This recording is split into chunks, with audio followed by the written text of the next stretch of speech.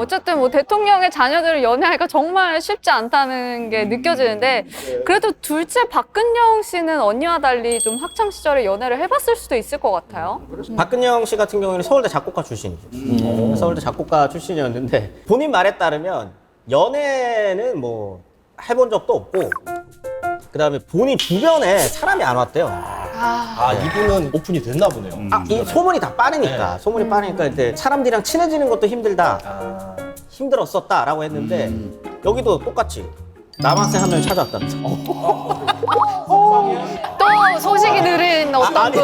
아니 이거는 알고. 알고 왔어요, 이번에는. 그 남자분이 이제 피아노 전공이셨대요. 나 이제 앞으로 외국 가서 공부도 해야 되고 하는데 군대 좀 빼주세요. 군대 좀 빼주세요. 저 당시에 이거 저 당시에 군대는 군사 정권인데 군대는 근데 이거를 박근영 씨가 아버지한테 얘기했대요.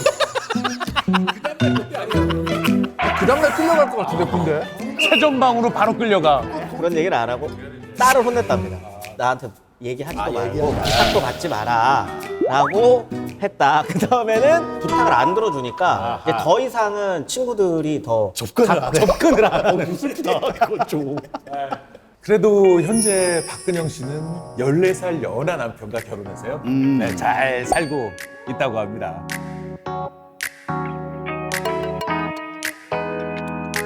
박근영 씨 입장에서는 언니가 공부도 잘하고 성격도 좋고 동생이 좀 힘들었을 것 같은데 그죠? 학창 시절은 어땠을지 궁금합니다. 역시 뭐 둘째다 보니까 가운데 끼어 있잖아요. 이 샌드위치 신세가 그 샌드위치야. 비중이 가장 크고요. 뭐 위아래로 아무래도 좀 치이는 면이 있었겠죠. 박근혜 전 대통령이 엄친딸 이미지면 박근영 씨는 좀 반항한 이미지? 뭐 좀 달라. 성격이나 말투나 이런 게 다 달라 보여요. 그냥 겉으로 봐도. 저 머릿속을 보시면 탈주 본능이 있습니다. 뛰어나가고 싶어요. 그러니까 당시 이제 버스를 타고 학교를 다녔는데 그런데 그 경호원들을 따돌리기 위해서 버스를 앞으로 타요. 그러면 경호원들이 뭐 따라갔겠죠? 뒤로 내린다는 거예요. 버스를. 그래서 이제 도망가는 일이 있었다고 합니다. 당시에. 근데 그 도망가고 싶을 거 아니에요. 그쵸, 가고 싶죠. 왜냐면 너무 어린데 막 아저씨들이 막 따라오고 계속 따라오고. 그렇지. 불만할 수 싫을 있죠. 것 어린 마음. 이 작은 영예는 상당히 외향적이죠. 아주 발랄해요. 예, 뭐 예를 들면 오후 2시다 하고 약속을 하잖아요. 그러면 의뢰 그 대통령 영예가 오니까 거기 병원에 그 밖에 그 정문에도 사람들이 다 그 연락이 돼 있고 후문에도 연락이 돼 있잖아요.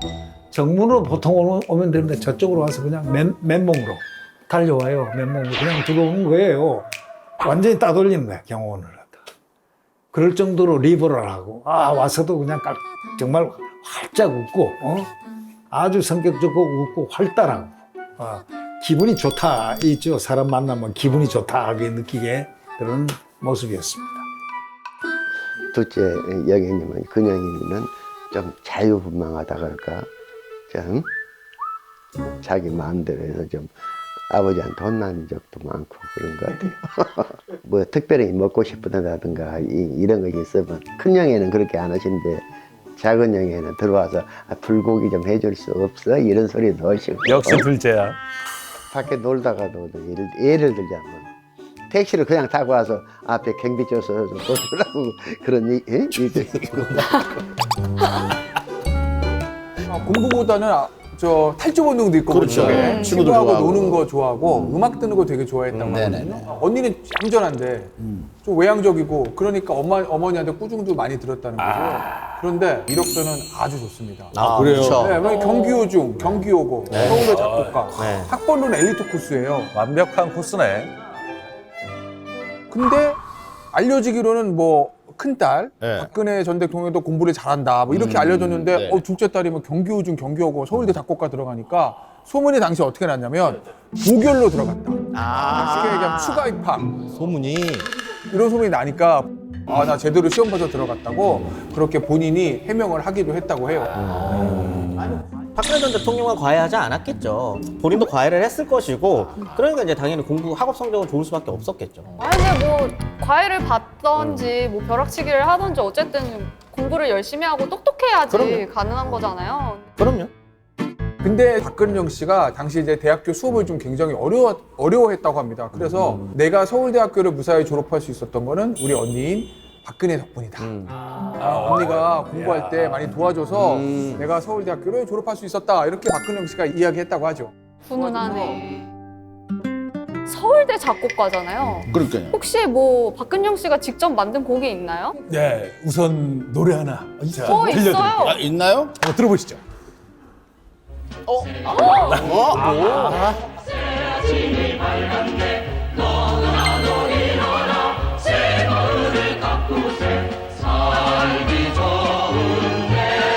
근데 이게 대한뉴스 같은 거 나올 때 배경음악으로 나오고. 네, 맞아요. 이게 새마을 노래가 최고의 히트곡인데. 네, 맞습니다. 이 노래는 1970년대를 상징하는 예. 새마을 노래 새마을 아닙니까, 그죠? 예, 예. 이게 참 그 최고의 히트곡인데. 이 좋은 내 마을 우리 힘으로 만들었어. 그냥 우리 아빠 온 줄 알았어요. 강남부 스타일로 저기. 저거 박정희 작사 작곡인데? 근데 실제로 그러면은 예. 둘째 딸이 작곡했다는 건가? 네, 맞습니다. 이 노래는 작사, 작곡에 보면 박정희 전 대통령이라고 네, 나와 네. 있습니다. 음악교사였던 박정희 전 대통령이요. 음률이 막 떠오를 때마다 녹음도 하고 적어두고 했었나 봐요. 그래서 어느 날 둘째 딸을 부른 겁니다. 야, 콩나물 대가리 좀 그려봐라. 그래서 그 자리에서 바로 박근영이 아버지의 음률을 듣고 악보를 이제 그리기 시작했던 거죠. 그럼 이게 따님이 좀 도와준 거네요, 그죠? 그렇죠. 노래를 만들 때? 지금으로 따지면 저작권료는 반반씩 해도 됩니다. 아, 그러니까. 근데 그 박근영 씨는 삼남매 중에서 별로 이렇게 주목은 좀 못 받은 것 같아요, 그죠? 전형적으로 둘째 이제 서름을 당한 케이스라고 볼 수 있는데요. 박근혜는 퍼스트레이디 역할을 하면서 주목을 많이 받지 않았습니까? 네. 막내이자 유일한 아들이었던 박지만은 말썽을 많이 피워서 언론의 주목을 많이 받게 됐죠. 본인은 이도저도 아닌 신세가 돼버렸는데 박근영 씨의 동창은 이제 이런 말을 했답니다. 초등학교 시절에 은영이와 공주놀이를 하다 보면 항상 친구를 공주 역할을 시켰대요. 바로 이제 스포트라이트를 받는 걸 자체를 싫어했었고요. 평소 얼굴이 알려지는 것도 싫어해서요. 사진을 찍을 때마다 항상 뒤에 있거나 아니면 이렇게 측면으로 돌리거나 앞에 나서서 하려는 어떤 포즈를 취하진 않았다고 합니다. 언니가 활동하는 거지 내가 밖으로 부각되면 안 되겠다라는 생각을 마음속에 좀 품고 있었던 것 같아요. 젊었을 때 이런 게 좀 쌓여 있다 보면은 중년에 터지거든요. 중년에 실제로 터집니다. 정계 진출을 하세요. 그때 19대 총선에도 나갑니다. 중간에 사퇴를 하기는 하고요. 20대 총선도 나가요. 이때는 아마 비례대표 1번 받았다가 낙선을 하신 걸로 알고 있고 21대 총선에서는 남편이 나가는 거 이제 소프트 해주시고 지난번 대선도 잠깐 나가셨다가 그래요? 나갔다가 금방 접고 이재명 대표 지지 선언을 하면서 계속 정치 생활 하셨던 걸로 알고 있거든요. 쌓여 있었던 게 중년 때 터지니까 이게 주워 담을 수 없는 욕망의 표출로 지금 이어지고 있는 것 같습니다. 자, 그럼 이번엔요. 막내 박지만 씨의 학창 생활은 어땠을지. 네, 막내 아들. 박지만 씨를 한마디로 말해보자면 막내, 막무가내. 막내가 막무가내의 줄임말이라고. 하지만 이제 아무리 사고를 친다고 해도 이제 막내니까 얼마나 아들이 예뻤겠어요. 이쁨 많이 받았겠죠. 어렸을 때부터.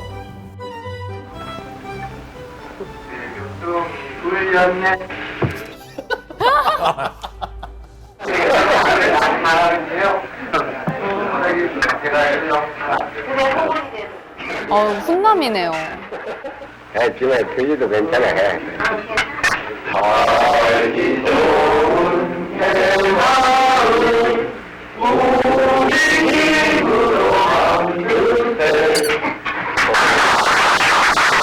저게 무슨 자리예요? 저게 그 외할머니 팔순잔치.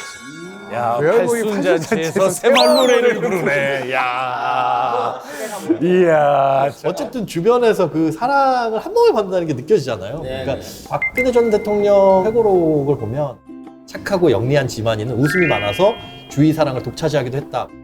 박정희 전 대통령이 지만이를 끌어안고 세상에서 제일 큰 부자인 양 웃고 계셨다. 어렸을 때 보면 좀 아버지 기질을 좀 약간 닮은 것 같아요. 보면은 딱종놀이 같은 거, 활 쏘는 거라든지 레슬링 같은 거 뭐 이런 거 격심한 운동을 그 유년기 때 많이 막 청와대에서 막 혼자 했던 걸 보면은 아버지가 좀 많이 닮았죠. 그래서 그거를 옆에서 이제 보고 박근혜는 이렇게 이제 얘기를 했죠. 아버지가 삼남매를 똑같이 대한 것 같지만 실제로는 보면은 지만에 대한 사랑이 각별했고 우리 집안의 보물처럼 대했다. 그래서 마지막으로 지만이가 아빠 나 육사할래라고 했을 때 엄청나게 좋아했다는 게 기록이 있습니다. 너무 선택 잘했다라고 아주 만세를 부를 정도로 좋아했다는 기록이 있거든요. 근데 그 박지만 씨 때문에 방송국이 한번 뒤집어졌대요. 그 당시에 영시의 다이어리라는 프로그램이 있었다는 거예요. 근데 편지가 왔어요.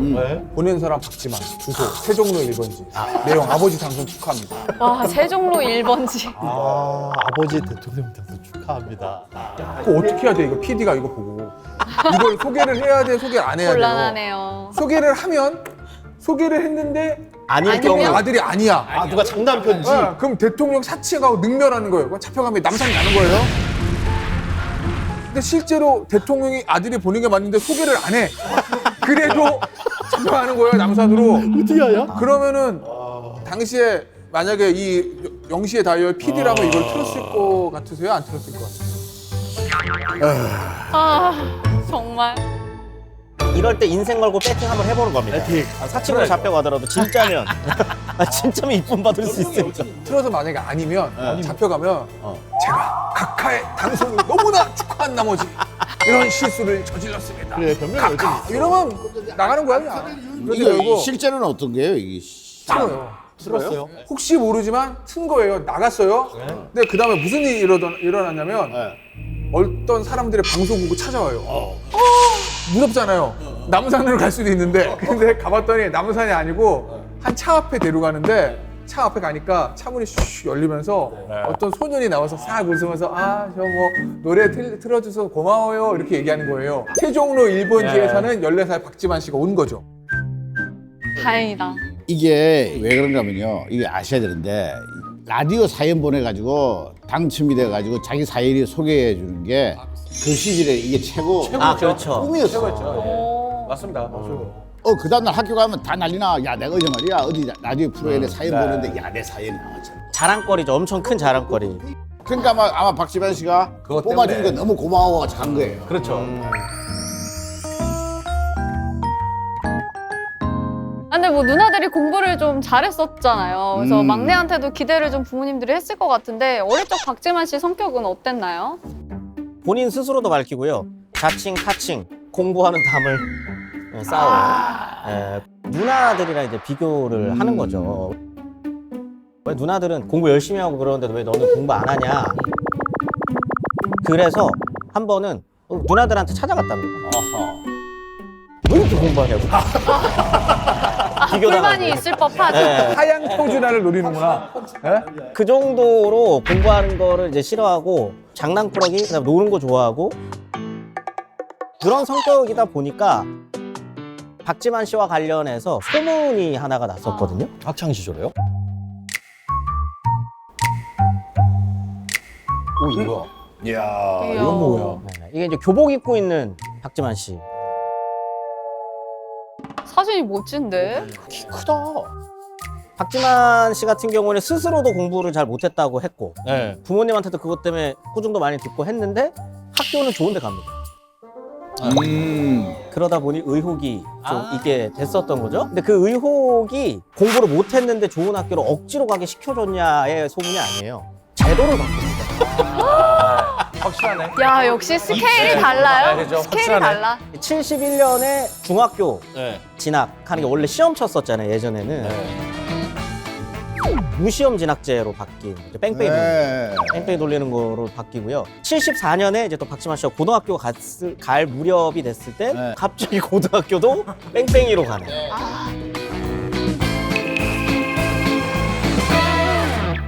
근데 사실 저도 혜택을 받았어요. 박지만 씨 덕분에. 아, 그래요?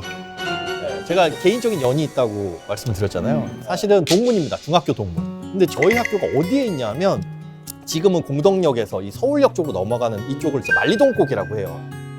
시장통을 뚫고 가야 되는데 박지만이 입학하면서 앞에 도로가 뚫렸다. 그럴 수 있네. 저희가 중학교 들어갔을 때 그 연세 지긋하신 선생님들한테 어떤 말씀을 들었냐면, 야, 박지만이가 입학하면서 여기 도로 확 뚫어준 거야. 고마운 줄 알아, 선배한테. 그런데 박지만 씨에 대한 미스테리는요, 이게 끝이 아닙니다. 그래요? 육사의 생도의 모습이잖아요. 그러니까 박지만 씨가 고등학교 때 어머니인 유경수 여사가 돌아가신 거예요. 피격당해서. 그래서 그 이후에 본인이 육사에 가기로 결심을 했다고 합니다. 아하. 그런데 박지만의 기수인 37기가 특혜를 받았다. 이런 소문이 들었다는 거예요. 부식이 좋아졌대더라. 그러니까 뭐 뭔가 간식이. 훈련 플랜이 좀 느슨해졌다거나. 휴가를 많이 받았다. 저도 그런 특혜인 줄 알았는데 이름하여 꽃향기 특혜. 섬유유연제를 써주나요? 지금 생각하면 좀 이해할 수 없는 특혜이긴 한데 1980년에 세계 미스 유니버스 대회가 우리나라에서 열렸어요. 예. 미의 개전 1980년 미스 유니버스 서울 대회의 막이 열렸습니다. 근데 전 세계 미녀들이 오잖아요. 그 손을 잡고 에스코트 할 사람들이 있어야 되는데 누구를 할까 하다가 육사 37기 중에서 80명을 차출한 거예요. 하필이면 하필이면 그 특혜 받은 거 아니냐. 왜냐면 학교에서 나와가지고 미스 USA, 미스 재팬 손잡고 돌아다니니까 이게 특혜를 받은 거 아니냐. 이런 이야기. 그래서 이름하여 꽃향기 특혜. 꽃향기. 누가 붙인 거죠? 근데 심지어 80년이면은 아버지 돌아가시고 난 돌아가신 이후에요. 예. 그런데도 어찌 됐건 간에 특혜를 받았다. 뭐 꽃향기 특혜다 이런 저 명칭을 붙인 거예요. 근데 당시 이제 얘기를 들어보니까 저 꽃향기 특혜를 받았다는 사람들의 말은 우리 특혜 받은 게 아니고 행사가 끝나자마자 거여동 거기 보면 이제 공수부대 점프 훈련장이 있다는 거예요. 돌아가서 철모 쓰고 공수 훈련을 받았다 우리는. 그러니까 전혀 특혜 받은 거 아니다. 뭐 이렇게 얘기를 했다는 거고 오히려 동기 중에 박지만 씨가 있기 때문에 같은 동기생이라는 이유로 오히려 자기들은 역차별을 받았다. 얼차려를 많이 받았다. 별것도 아닌데 우리만 선배들한테 괴롭힘을 당했다. 뭐 이런 얘기들도 있더라고요.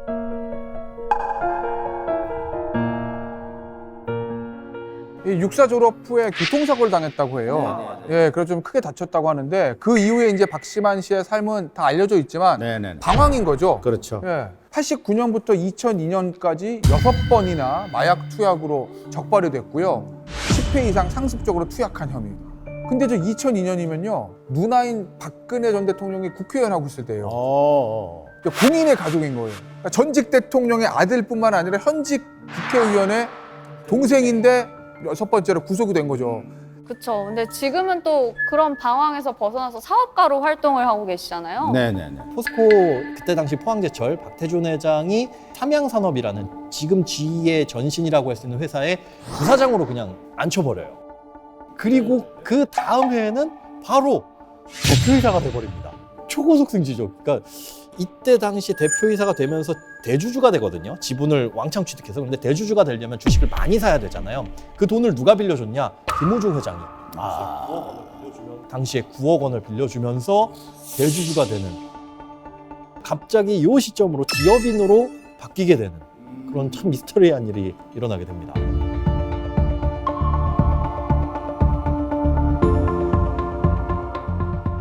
요게 이제 2004년 박지만 씨가 이제 결혼을 할 때 사진인 건데 그 아내인 서양희 변호사님이 이제 굉장히 좀 밝고 좀 쾌활한 성격이다라고 이제 알려져 있습니다. 네, 지인의 소개로 만나서 2달 만에 결혼을 했고 본인 생각에는 아내가 평범한 가정 출신이라 좋았다라고 이제 이야기를 하고요. 그다음에 1남 3녀 중에 장녀라서 결혼 후에 처가 쪽에 식구들이 많아서 좀 행복할 것 같다라고 본인이 이제 이야기를 했습니다. 그래서 좀 자녀도 많이 나왔어요. 지금 자녀가 4명이거든요. 대가족을 이루는 게 좀 꿈이지 않았나 싶고 지금 그렇게 살고 있습니다.